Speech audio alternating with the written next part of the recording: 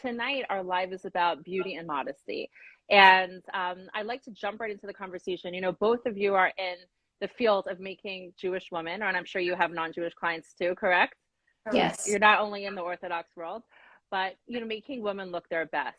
And for, you know, Orthodox women who do have this sensitivity about modesty, and that can be something different to everyone else, you know, I'm curious just, you know, more even on a philosophical level, how you view beauty in relation to the concept of modesty. So, Dini, take it away. I think beauty and modesty just go together. I mean, you could enhance modesty with beauty, and you could do, you know, the opposite. Right. And, they don't contradict, and they actually enhance each other. And that's why we're there, you know, to make people feel beautiful, like make women look beautiful and feel beautiful for themselves, for their husbands. And mainly we're here to serve God. And, you know, God's will is really for us to be happy for ourselves. You know, if we feel pretty, we're going to be nicer people to ourselves, to our kids, to our families, and to people that we're surrounded with. So it's, you know, that's it. Right. Do you find, like, in terms of, you know, the secular world, that there is a message that the less modest a person is, that's more, the more beautiful they are, or this pressure to be less modest equating immodesty and beauty? I think today it's kind of like mixed. You could really see celebrities covering more parts of their bodies than it used to be. So I think this, you know, it really depends who you're looking at. I think today, not that I want to say that, look, they're, you know, they're kind of looking at what we do, and they kind of are getting inspired by us. But I don't think that, you know, if you expose more, you're more beautiful. I do think that God created us beautiful human beings, and he really thought about every part of our bodies for a reason, and we're supposed to be attractive, but there's a time and place for everything. And you have to use it, you know, in the right way. Yeah, it's so interesting that you mentioned in terms of like trends. Like, I think it's so beautiful that these like modest dresses and modest fashion has really, you know, I like the world swings on a pendulum. Like, we go from one extreme to the other, and I think that we should, you know, something really to embrace in the secular world, that they're seeing the value, you know, in modest clothes. Yeah. Okay, so Zulica, tell us. You mentioned in your story that, like, I think it's so interesting how when you started working for the Orthodox community, I asked you in our interview, like, how you saw Orthodox women. Did you see them as this like stereotypical, you know, ladies with the scarf down to their eyebrows and no makeup in the supermarket? And you explained that, like, when you help, you know, whether it's a bride or a mother of a bride or a family member of the bride get ready for their special occasions, like, they want to look their best. Like, that is really what you do. So tell us again what, like, your thoughts about, you know, the relationship between beauty and modesty. Well, like I explained before, you know, I would go to the kosher market, you know, I'd see women there, and I'm thinking to myself, wow, like, nobody really likes to wear makeup, like, nobody really cares about their hair. But when I started to do events, like, you know, Jewish women, Orthodox women, they want to look their best. They go above and beyond. I have to interrupt you. Dini, in the supermarkets in Muncie, is that what the Orthodox women look like? We have different supermarkets. Okay, it just depends. That's true. That's true. You know, if I kind of, you know, have a client in my chair and she really wants to show off her wig, she's like, I'm going to Wesley Kosher now. Oh my gosh. No, so you know, that's what I thought until I started, you know, working with, you know, the community, and it's a whole different thing. It's a whole different thing. You know, I feel like for a simcha, you know, Jewish women, they want to look their best. They want to present their best. They want to have the memories, you know, of their family and the photos. And they also want to make their guests feel good too. You know, like they want everyone to be involved and feel good in their simcha. And so, like, I was shocked, you know, when I started working in the community to see. And also, you know, I find with people ask me, you know, like, what do you think about, what do you like doing better, hair and makeup? And, my thoughts are, if your makeup looks beautiful, but your wig or your hair doesn't look right, I find nobody feels good. So it's like, I didn't know this until I really started working with wigs and working with Dini, and I see this in women. Like, their makeup could be gorgeous, but if they're not happy with their wig, or they just they don't feel themselves. Right. But it's the opposite too. If their wig looks amazing and maybe like their makeup isn't perfect, they feel really good. Like they're like, oh, no, my hair. It really defines. I feel like it really defines a woman. Right. And then, of course, there's also personal preference here, where some women, don't wear wigs and like to wear headscarves and can look very beautiful and regal on headscarves. Some women don't wear makeup. Yeah, let me interrupt you for a second. I think the women that wear headscarves, I think it's because it could be from liking, but it's kind of like, I guess the kind of Orthodox that they are, they're just not allowed to wear wigs. You know what I mean? I definitely think that the hair in a woman is the crown, and you definitely look prettier in a wig. Right. If there would be a choice, I'm sure they would like to wear a wig. So I don't know. I definitely have I have a number of friends that have family members who have no problem wearing wigs, but prefer a headscarf, whether they have Really? Wow. Yeah. Well, I was just speaking to a friend. She's like, wigs drive my head crazy. Maybe she's not wearing a Dini wig. But you're in a wig or in a scarf? She wears a scarf. My mother-in-law loves scarves. She looks so beautiful in scarves. She prefers them. She's probably so stunning. She doesn't need hair to look. See, I know, right? But not everybody's so beautiful. Some people need the hair. That's absolutely right. Absolutely right. So you know what I'm thinking, Zulica, like for some people who, let's say, like you yourself are a Baal Shuva, you're someone who joins Orthodoxy, later on in life. And I think there's sort of like a misunderstanding or a misnomer that like, oh, Orthodox women, we need to look frumpy, we need to look dumpy. It's not modest to accentuate your beauty. Was that a journey for you, trying to understand the relationship between, both of these? Because you came from that industry. Yeah. And for myself, like, I always like to look presentable. You know what I'm saying? Like, everybody has a level of like what they'll do for a certain time. Like, but there's certain things that people do that they have to do to feel good about themselves, like to feel presentable. Right. So for me, people ask me like, whatever, okay, I have like a 5-minute routine, and then I have, a 20-minute routine. Like, I feel like women have certain features and things that they feel better about themselves when they actually upkeep those features. And then other things, like every woman's different. Some things don't matter. Like some people have beautiful eyebrows, so they don't need to fill in their eyebrows. Like me, I don't have good eyebrows, so I wouldn't leave without putting my eyebrows on. You know what I mean? Like that's just my thing, So I don't know. I've always had, like, it's been a priority in my life to feel that I look presentable in a situation, in different situations. Interesting. Okay, so we're going to talk about moving on to the challenges that you find. And again, we're coming from a non-judgmental place, okay? Because this is so personal, and there's personal modesty, that people feel like an inner sense of what their boundaries are. And then, of course, we're balancing that with the laws of modesty, in Judaism. So I'm really curious, Dini, we'll start with you again.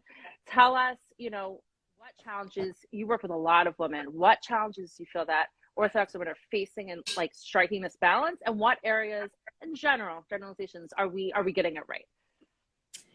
So I think really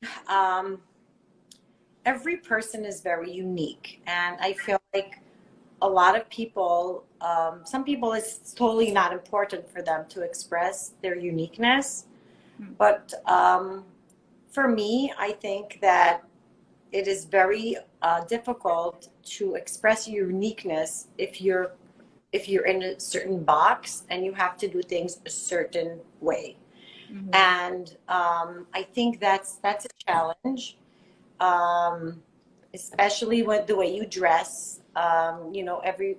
If I'm artistic and I look at things and I say, hey, that looks really cool, but you know, just that balance of being still modest, but, you know, filling up my need of, you know, being able to express my, you know, my uniqueness and my, you know, what I'm special in. And like my, I don't want to, I want to feel like I'm not like somebody else, or I'm not like, you know, the same way I think. I don't want to think, I don't want to think because this is the way, you know, I was told to. I want to think my way. So I want to do things my way. Within the framework of Torah law, that's the assumption Exactly. that we're talking about. And I think your point is so important, is that, you know, these are all artistic expressions. Your clothing is an artistic, for people who are creative. For some people, they don't care, and that's fine. We can respect that. So they're professionals, they're doctors, they're, you know, they're going to express themselves in different ways. But the point is to show, make sure you're expressing yourself, make sure you're not repressing yourself, make sure you're yourself. Right. And whether that's in your clothes and your makeup and your hair, it's your look. Out, your home, and you're presenting, you know, being around people, you know, in every way of living. But don't you find this is so challenging when there are like certain, first of all, there are trends and their styles, and like everyone's like, oh, well, forget about the black pencil skirt. Now we're all wearing floral skirts, you know, and like, but maybe you loved floral skirts and you've been wearing them since the 90s, but they weren't in for 20 years, and now they're in. You know what I mean? But that was how your self-expression. So I always find that very challenging. And like, you know, certain societal norms, or, you know, I don't know, fashion trends, like how can we still express ourselves and be confident who we are and dress how we want to dress? Because that makes us happy. Any thoughts? Or do you guys, I'm wondering if you yourself no, I'm struggle just with this. What you're saying. And you know what? I'm even thinking that, you know, even there's a fashion trend. So it could be a fashion trend, not even in the Jewish world. It could be a fashion trend, you know, and you know, not everybody is going to go with that trend, like you're saying. So, but it's just a lot easier to, you know, not to, just to be yourself when you're just, you know, you could kind of do, you know, you don't have a certain kind of law. And I'm very proud to be in that place, that I, you know, that I could follow the Jewish law, but still express myself. And still be unique. Yes. So interesting. Zulica, you have anything to add? No, I feel like these days it's much easier to be modest. Like, so true. Right? I mean, you see designers, you see that, you know, the modest clothing is definitely more accessible. Yeah. You know, and it's and people are accepting. It's more accepting, you know? Important points. I remember probably this is when you were becoming religious, it probably was challenging to find modest clothes. It was very, it was very, very challenging.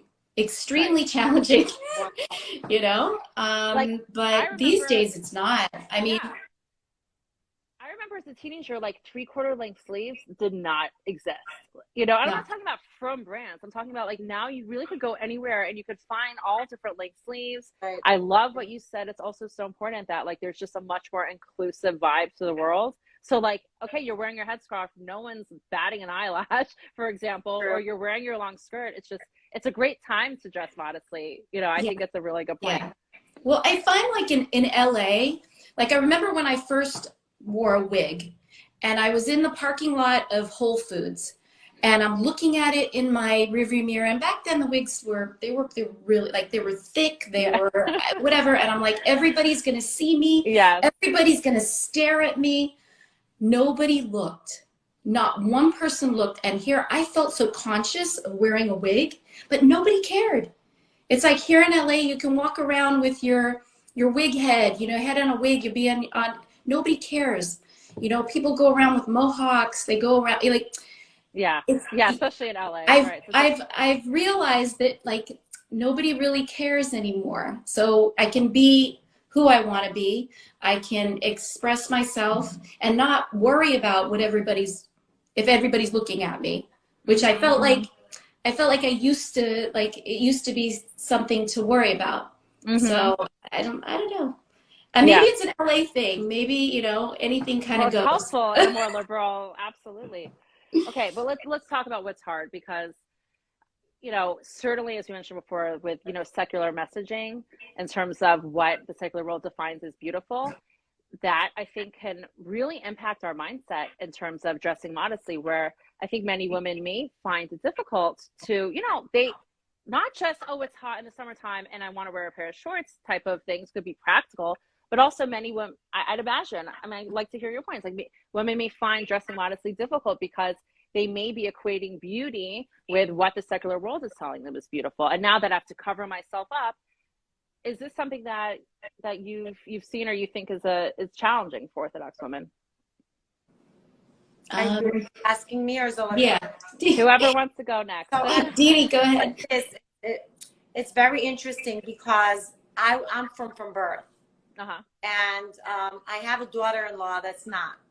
And it's like, for me, it was an eye opener. And I was so amazed of, you know, she once told me that like when she goes to the beach, she just wants to feel the wind and the air on her skin. Correct. I can't even imagine what she's feeling because I was never in that place. Right. So I really think that Zulica probably has totally, you know, different thoughts about, you know, what's challenging, you know, how to be modest. Right. It's like almost like easy.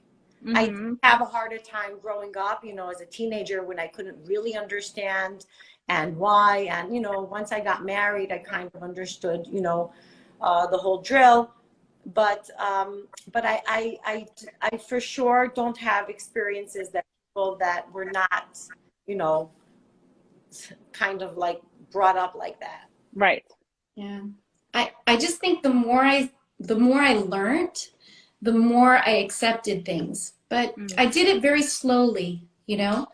I didn't like jump into everything, but I mean, I definitely have difficult times.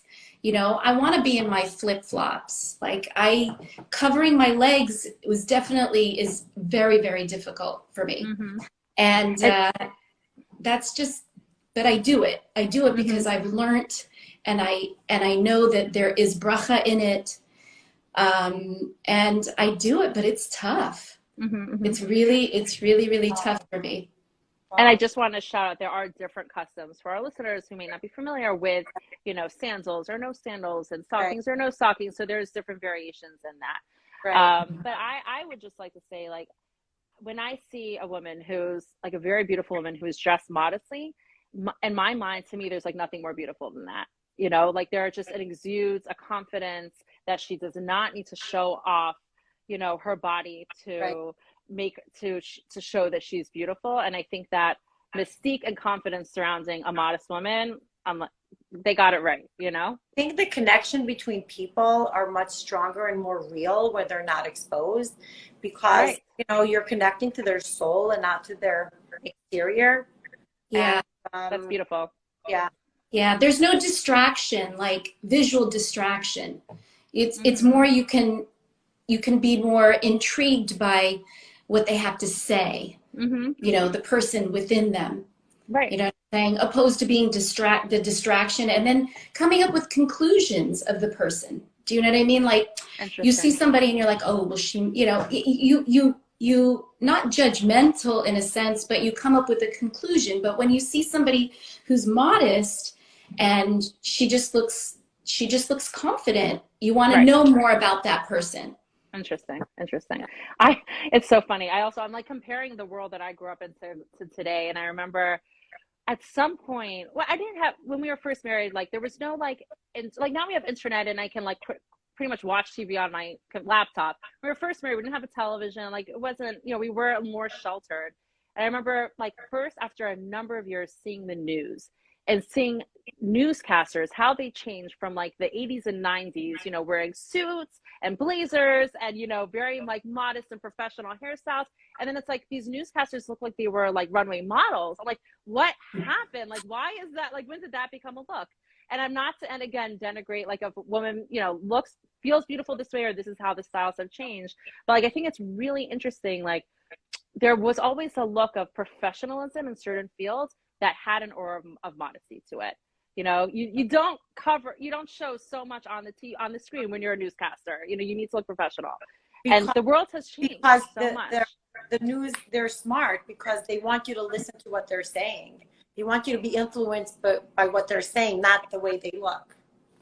That is Interesting. Well, we are going to wrap up, but I did forget to mention that we would love to get some questions from our audience.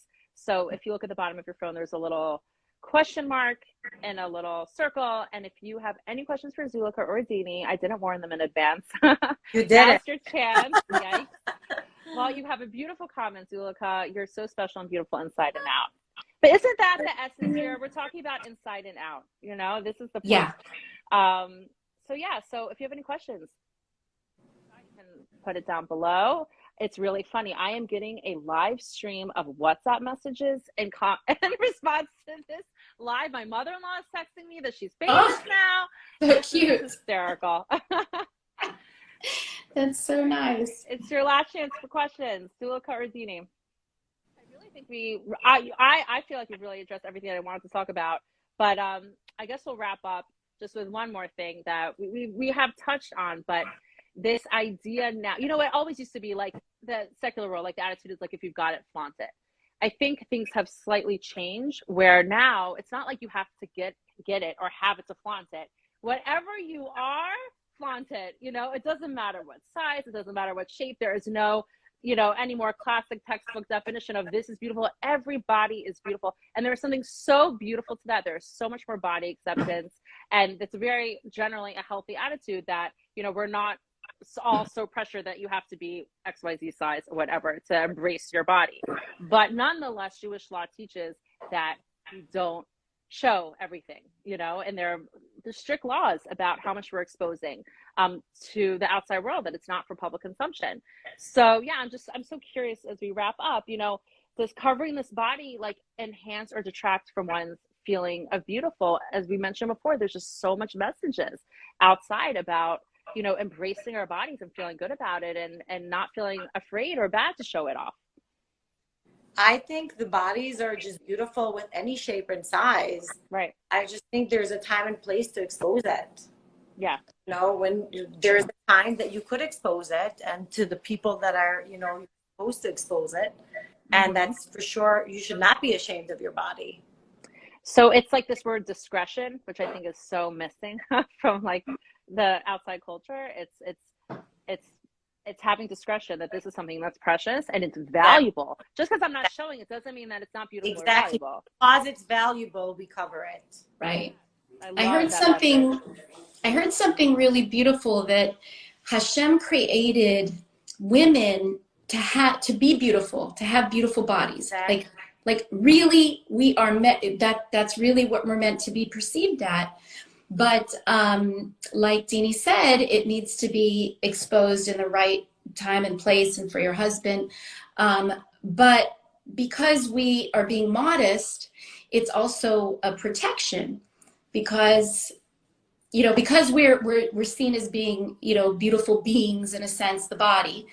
We're now, because we're modest, we're being protected. So it's like, it's our protection in a lot of ways. That's what I try to explain to my daughters too. It's like, it's, right. You know, it's their protection.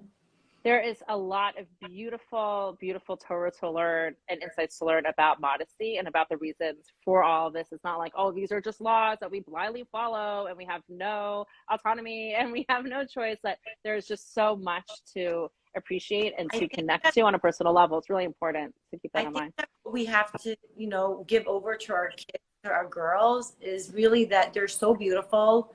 Yeah. And because there are so many girls that are suffering with body images, and just they should love themselves with any shape and size, and they should know that we're covering not because, you know, we want to cover because it's not pretty, because, like, you know, to tell your daughter it's not sneeze, they kind of negative about themselves. Right. It's not shameful. Don't be shameful. Exactly. Right. Don't be shameful. You know, you're beautiful. Yes, your thigh is very beautiful, but because it's beautiful, you want to cover it. You don't want to share it with the whole world. You want to keep it to yourself and to, you know, your future husband. Right. We can always share our beautiful faces, which, thank you, ladies. We had a comment there about beautiful comments about lovely compliments, which you can check for yourself after this live. Well, I want to thank both of you so much for contributing. Some, you know, difficult conversation at times to, you know, I think really explore the depth of this. We only have a half an hour, but I think we've really touched on some really important key points. Thank you, Zulica. Thank you, Dini, for your time tonight and sharing your insights. Thank you, Alex. Bye, Alex. Thank you. Have a great night, everyone. Bye. Bye, Dini. Bye. Bye.